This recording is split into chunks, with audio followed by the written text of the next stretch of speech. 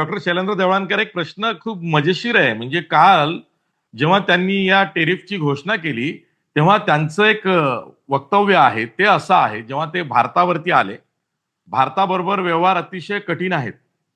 भारताचे पंतप्रधान नुकतेच येऊन गेले, ते माझे खूप चांगले मित्र आहेत.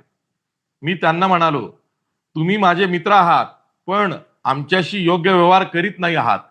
म्हणजे त्याच घोषणेमध्ये चीनवरती 54% टॅरिफ हा डोनाल्ड ट्रम्प यांनी घोषित केला आणि 6व्या क्रमांकावरती भारत आहे, की जिथं 26-27% त्यांनी जशाच तसा कर म्हणजेच टॅरिफ हे आकारलेला आहे. म्हणजे डोनाल्ड ट्रम्पच्या वक्तव्यांमध्ये असं दिसतंय की एकीकडं चीनला इशारा द्यायचा, दुसरीकडे भारताला कुरवाळायचं आणि भारताला हे सांगू पाहायचं की तुमच्याबरोबर कठीण आहे, पण चीनपेक्षा तुम्हाला निम्माच लावला आहे. तर डोनाल्ड ट्रम्प हे जे काही करतायत त्यांना एंड रिझल्ट माहिती आहे का? नाही, हे खरंच आहे. म्हणजे आशिष तू म्हणला ते योग्य आहे. त्यांचं मेन टार्गेट चायना आहे. हे लक्षात घ्या. तुम्हाला सांगतो चीन आणि अमेरिका या दोघांमधला जो व्यापार आहे, हा 700 अब्ज डॉलरचा व्यापार आहे. $700 बिलियन. त्याच्यामधली व्यापार तूट आहे 291 अब्जची आणि ती चीनच्या फेवरमध्ये आहे. म्हणजे चीनमध्ये ट्रेड सरप्लस आहे. अनफेअर ट्रेड प्रॅक्टिसेस हा शब्द कोणापासून आला? अनफेअर ट्रेड प्रॅक्टिसेस चीनकडनं आला.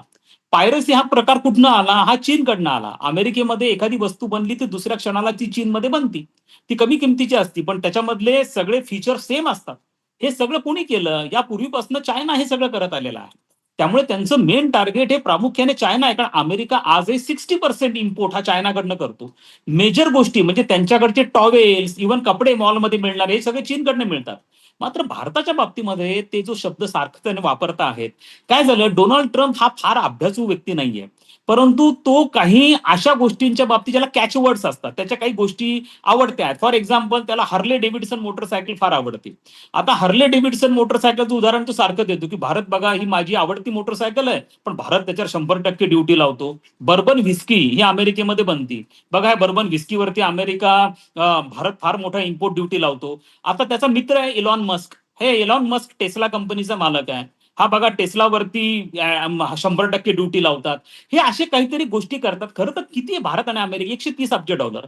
त्यात अमेरिका किती एक्सपोर्ट करतो? जेमतेम 40 अब्जचं एक्सपोर्ट करतो. भारत किती एक्सपोर्ट करतो? जेमतेम 88-90 अब्जचं एक्सपोर्ट. त्यात सर्व्हिसेस आणि गुड्स दोन्ही पण आहेत. एवढा मोठा व्हॉल्यूम थोडी आहे की त्याच्यामुळे अमेरिकेला धक्का पोहोचेल. पण हा काय करतो मग, अशा स्वरूपाचे कॅचवर कोणतरी त्याला सांगतं बघा टेस्लावरती पण 100% ड्युटी लावली. व्हे प्रोटीन अमेरिकेमध्ये बनतं, हे व्हे प्रोटीन मध्ये सुद्धा बघा एवढी मोठी हे इंडिया ड्युटी लावतं. तर खरं तर मुद्दा असा आहे की आपण मोदी तिथे जाऊन आल्यानंतर हार्ले डेव्हिडसन वरची ड्युटी आपण कमी केली, बर्बन व्हिस्कीवरची ड्युटी आपण कमी केली, 22 प्रॉडक्ट वरची ड्युटी आपण कमी केली. आता त्याला काय पाहिजे आहे? त्याला पाहिजे ऍग्रिकल्चर, फिशरीज आणि डेअरी प्रॉडक्ट.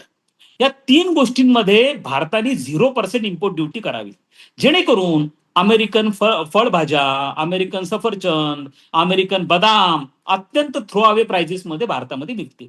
आता मुद्दा असा आहे की आपण आपल्या शेतकऱ्यांना प्रोटेक्ट करणं हे आपल्या शासनाची जबाबदारी आहे. आपले दूध उत्पादकांना प्रोटेक्ट करणं, आपले जे फिशरमन आहेत त्यांना प्रोटेक्ट करणं ही शासनाची जबाबदारी. आणि यासाठी केवळ या 3 मुद्द्यांसाठी भारताने आरसेप नावाचा एक मोठा गट होता, तो 2016 मध्ये अस्तित्वात आला.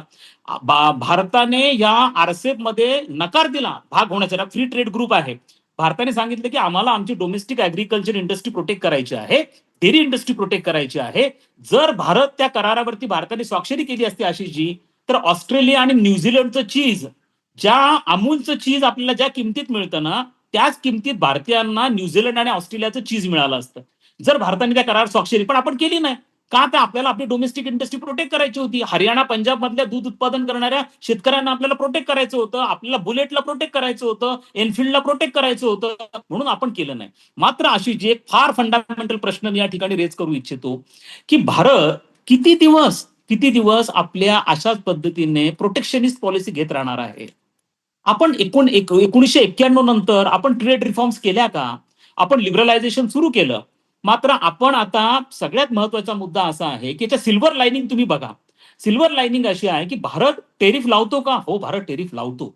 भारत जगात सगळ्यात जास्त टेरिफ लावणारा कोणता देश आहे? भारत लावतो. का लावतो? कारण आपल्याला आपल्या इंडस्ट्रीला प्रोटेक्ट करायचं. दुसरीकडे भारत काय म्हणतोय की आम्हाला एक्सपोर्ट पण करायचं, जगाने आमचा माल विकत घ्यावा. पण जेव्हा तुमचा माल जगाने विकत घ्यावा असं तुम्हाला वाटतं, तेव्हा जगाला पण असं वाटतं की तुमचा माल, त्यांचा माल तुमच्या प्रचंड मोठ्या बाजारपेठेमध्ये विकला जावा. हे रेसिप्रोकल आहे. त्यामुळे आपल्याला ह्या सगळ्या गोष्टींच्या बाबतीमध्ये विचार करणं, भारताला ही संधी आहे. खरं तर भारताने आता ट्रेड रिफॉर्म्स केले पाहिजेत. किती काळ तुम्ही मल्टीलॅटरल ट्रेड ग्रुप पासून बाजूला राहणार आहात? किती काळ ह्या सगळ्या गोष्टी तुम्ही करणार आहात? हा हाय टाइम आहे, मला असं वाटतं की याच्यामधनं आपल्याला रिफॉर्म्स करणं हे अत्यंत गरजेचं राहणार आहे.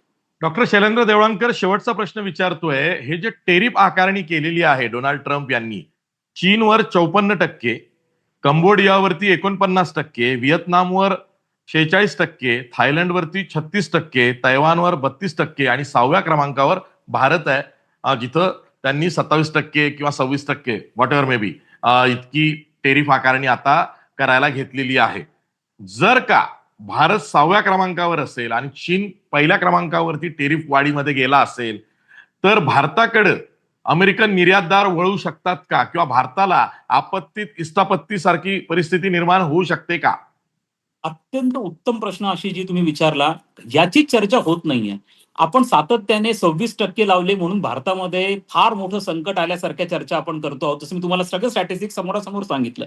किती आपण करतो. 4 इंडस्ट्री अशा आहेत की ज्या इंडस्ट्रीवरती प्रायमरीली साधारणतः 7 अब्ज, जर खरंच झालं तर हे. पण तसं होणार नाही. 26% आपल्याला सूट मिळेल, कारण आपले निगोशिएशन चालू आहे. ट्रेड डील साईन करण्याच्या आपण याच्यामध्ये मनस्थितीत आहोत. आणि जरी तुम्ही टेस्लावरची 100% इम्पोर्ट ड्युटी काढून टाकली, हार्ले डेव्हिडसन वरची काढून टाकली, तरी यांच्या बेसिक किमती, टेस्लाच्या कारची किंमत 30 ते 35 लाख राहणार आहे. हार्ले डेव्हिडसन कमीत कमी 10 लाख राहणार आहे. कोणता गरीब सामान्य भारतीय अशा महागड्या वस्तू घेणार आहे? त्यामुळे याचा भर जो पडणारा परिणाम हा श्रीमंतांवरती पडणार आहे. हा सर्वसामान्य भारतीयांवरती पडणार नाही, प्रथम तुम्ही लक्षात घ्या. दुसरं, आपण आता असं करा, तुम्ही व्हिएतनामवर त्यांनी आपल्यापेक्षा जास्त कर लावला, कंबोडियावरती लावला, चायनावरती लावला. हे देश अमेरिकेला काय पुरवतात तुम्हाला मी सांगू? हे देश 90% अमेरिकेला कपडे पुरवतात. आज यांच्या बॉलमध्ये व्हिएतनाममधनं बनलेले कपडे, कंबोडियामधनं बनलेले कपडे, बांगलादेशमधनं बनलेले कपडे, चायनामधनं बनलेले कपडे जातात. आता ते कपडे महाग होणार. त्यामुळे भारताला प्रचंड मोठा फायदा आहे. याला ट्रेड डायव्हर्सिफिकेशन म्हणतात. त्यामुळे भारताला ही उत्तम संधी आहे. त्यामुळे भारताकडे कॉटन इंडस्ट्रीवरती काही कोणत्याही प्रकारचा टेरिफ लावलेला नाहीये. त्यामुळे भारत आता आपला एक्सपोर्ट वाढवू शकतो अमेरिकेला. ज्या देशांच्या विरुद्ध लावलेल्या आहेत, त्या देशाकडनं अमेरिका ज्या गोष्टी आयात करत होता, त्या मल्टीनॅशनल कॉर्पोरेशन आपल्या हेडक्वार्टर लोकेशन शिफ्ट करू शकता. फॉर एक्झाम्पल, आयफोननी आपलं हेडक्वार्टर शिफ्ट केलं चायनामधनं भारतामध्ये. सॅमसंगनी आपलं हेडक्वार्टर चायनामधनं भारतामध्ये शिफ्ट केलं. तशाच पद्धतीने पुढच्या काळामध्ये भारताला संधी पण आहे. म्हणजे ज्याला आपण सिल्वर लाइनिंग म्हणतो, म्हणजे एवढ्या सगळ्या प्रचंड त्रासामध्ये एक सिल्वर लाइनिंग पण आहे. ती सिल्वर लाइनिंग हीच आहे की एकतर आपण आपल्या ट्रेड रिफॉर्म्स केल्या पाहिजे. किती दिवस तुम्ही प्रोटेक्शनिस्ट पॉलिसी घेणार हे आपण विचार केला पाहिजे. भारताने 91 नंतर ट्रेडमध्ये रिफॉर्म्स या आणलेल्या नाहीयेत. ते आणणं फार गरजेचं आहे. तिसरं, जर तुम्हाला एक्सपोर्ट करायचं, तुम्हाला इम्पोर्ट करायला पण शिकलं पाहिजे आहे. आणि चौथं महत्वाची गोष्ट आहे, ट्रेड डायव्हर्सिफिकेशन होणार आहे. त्यामुळे ज्या ज्या गोष्टी इतर देश करत होते, त्या देश भारताकडे सगळ्या गोष्टी येणार आहेत. भारताने याचा फायदा घेणं सुद्धा गरजेचं आहे. डॉक्टर शैलेंद्र देवळानकर, हल्ली मी द डेली शो नावाच्या एका ट्विटर हँडलच्या खूप प्रेमात आहे.